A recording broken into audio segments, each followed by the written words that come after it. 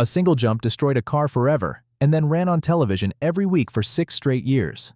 A camera truck rehearsal ended in a phone call no director ever wants to make. A stranger's car got hunted down in Atlanta traffic just for its horn. A teenager lied his way into stardom with a driving school that never existed. Hollywood barely gave this show 9 episodes to prove itself. Now, the real story behind the Dukes of Hazzard. Fact 16.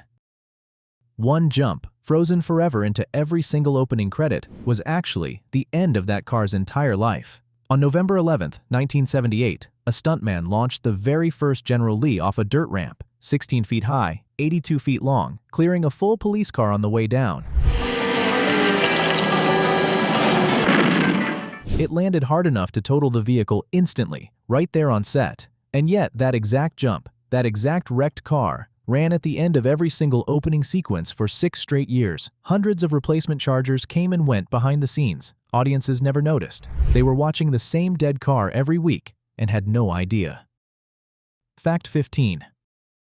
The producers wanted someone 24 to 30 years old. They cast an 18-year-old who lied straight to their faces. New Yorker John Schneider walked into his Bo Duke audition, put on a cowboy hat, cracked open a beer, spat tobacco, and told producers he'd graduated from the Georgia School of High Performance Driving. That school never existed. It was invented on the spot in that room. Uncle Jesse's carrying real shine of black killing. You sure about that? He'd also quietly shaved years off his real age, betting nobody would check. Nobody checked. And here's the twist. He actually could drive. He just wasn't lying about that part. Producers still never let him near the biggest jumps himself. The stunt insurance alone made sure of that. Fact 14. Tom Wopat got the part of Luke Duke because of a guitar someone left under a bathroom stall. Schneider, already cast as Bo, happened to be in the men's room when Wopat walked in to prepare for his own screen test. Schneider spotted a guitar case under the stall door. It has a $1 cover charge to keep out the riffraff. You know, I just don't understand you. Struck up a conversation about music through the wall, and by the time they'd both washed their hands, they already had an easy, natural chemistry going. Producers tested them together that same day. Wopat was hired before he'd even finished reading for the part. Before they were ever cousins on television, they were already friends in a bathroom. Fact 13. One wardrobe decision accidentally created a fashion term still used decades later. Costume designers originally planned to put Catherine Bach in poodle skirts. Modest, retro, safe, forgettable. They changed course at the last minute. The cut-off denim shorts that replaced them turned Bach into one of the most recognizable pinups of her decade. Daisy, look, we understand how you feel. No, you don't. Or you wouldn't be leaving. And became so iconic that any pair of tight cutoffs is still called Daisy Dukes today, in stores that have never once mentioned the show. Most people using the phrase have never actually seen the character it came from. Fact 12. The 2 lead actors nearly ended the show trying to get paid what they were owed. Schneider and Wopat discovered the merchandising empire built on their faces was worth over $190 million a year, and they weren't seeing a fair cut of it. They walked off set. Producers didn't cancel the show. They replaced the actors with cousins Coy and Vance, nearly identical characters played by different men. Fans revolted immediately, calling the replacements scabs. Ratings collapsed within weeks.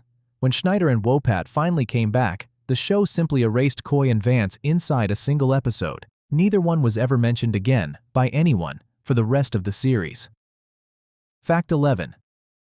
The Duke Boys' signature horn only exists because producers chased down a total stranger in traffic. During the first few episodes, while driving around Atlanta, the crew heard a passing car playing the opening notes of Dixie on its horn.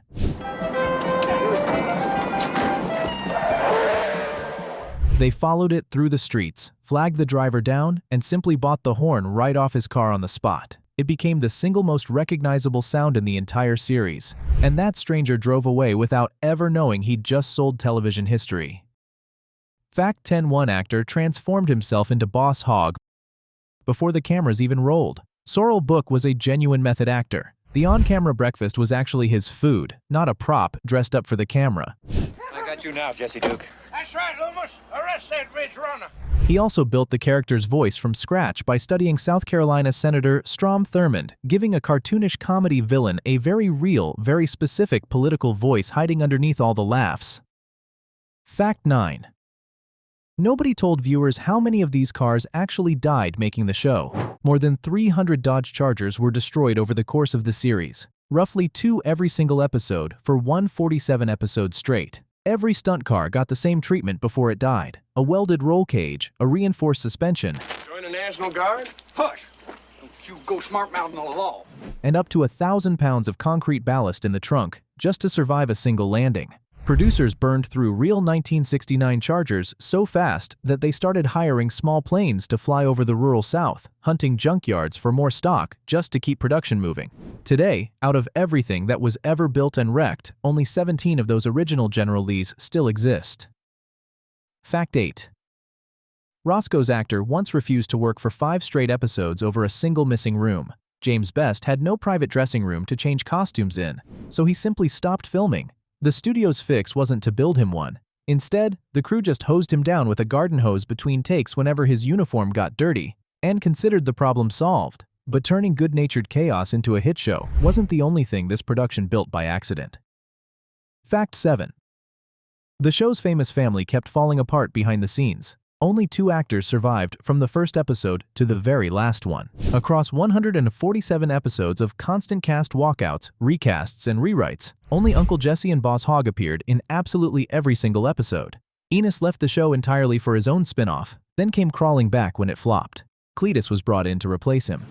And I'm gonna bake up some pecan cookies just for you, Bo! Bo and Luke vanished for 18 episodes straight during the pay dispute. Even Cooter disappeared for a stretch, over nothing more than a disagreement about facial hair. The tight-knit Southern family at the center of this show was, behind the scenes, never actually stable at all. Fact 6. This show almost never existed at all. CBS ordered only 9 episodes, intending it purely as a temporary placeholder to fill the hole left by a canceled Captain America pilot, with no real expectation it would go anywhere. 2 years later, it was the second most-watched show in America. The only program ahead of it was Dallas, airing directly afterward, on the same network, on the same night, in the same living rooms it had just spent an hour winning over. Fact 5. The man playing guitar in the opening credits spent years being erased from his own show. Waylon Jennings sang the theme song and narrated every single episode, but only his hands ever actually appeared on camera, never his face. His own mother complained for years that she watched faithfully every week, waiting for her son to show up, and he simply never did. The frustration became so well known that it ended up written directly into the lyrics of the hit single version of the song. Jennings didn't actually appear on screen as himself until season 7, years after his mother first started asking. Fact 4. In 2015, the show's most famous car quietly disappeared from the air. In the wake of renewed national scrutiny of the Confederate flag following a mass shooting in Charleston, South Carolina, TV Land pulled reruns of the series entirely, and Warner Brothers announced it would stop producing any merchandise Ain't we off to a good start? featuring the General Lee's roof design going forward. John Schneider publicly disagreed with the decision at the time. The same car that once received 35,000 fan letters a month at the peak of the show's popularity had quietly become something the network no longer wanted attached to its name. Fact 3.